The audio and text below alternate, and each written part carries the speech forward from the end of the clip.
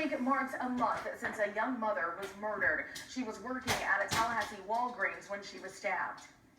And I always thought he would hurt her. I never in a million years imagined he would kill her. Well, her estranged boyfriend, who's accused of killing her, is still on the run.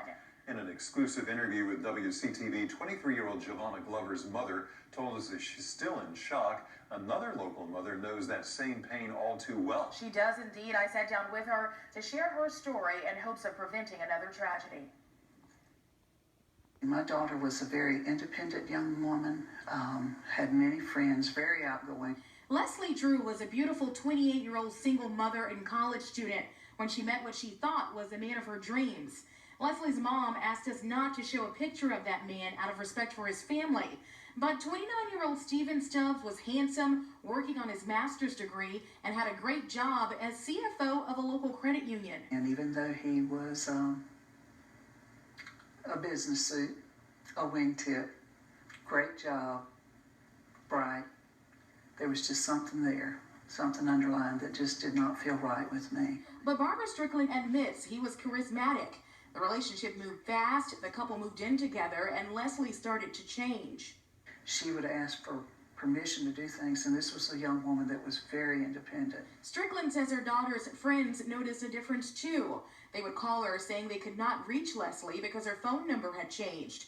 Only 5 months into the relationship, police say Stubbs shot Leslie, dumped her body in the Apalachicola National Forest, and when police came for him, he barricaded himself inside the house and committed suicide.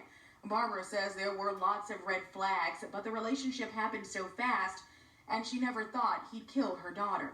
She never confided in me.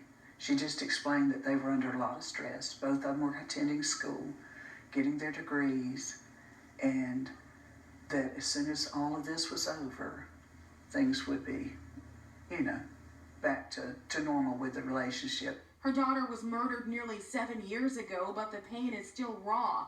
Leslie was Barbara's only child. Time just eases the pain, but the pain is always there. There's always tears behind the eyes. You can be smiling on the outside, but I go to bed every night with her on my mind. I think of her, and I wake up in the mornings, and I think of her.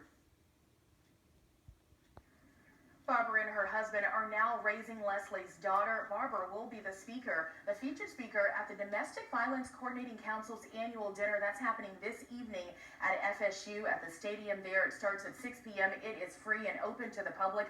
We've also posted our full interview with the domestic violence expert online with this story as well on WCTV.tv, and the expert gives lots of advice for women or men who may be in those situations, those abusive relationships, and also family members on what they can do in a situation like that as well. I imagine there are probably a lot of red flags. A lot of red flags. Go right past and ignore. And you never think it's going to go that far. You can hear from both of those mothers, and never thought it would end that way. So. Yeah, and it doesn't have anything to do with how educated a person is. This guy was a CFO of a company working on a master's degree. Yeah. So, got to be careful and attend that event tonight. It's free and open, and there's free barbecue as well. So there's a draw for folks. You got art right there.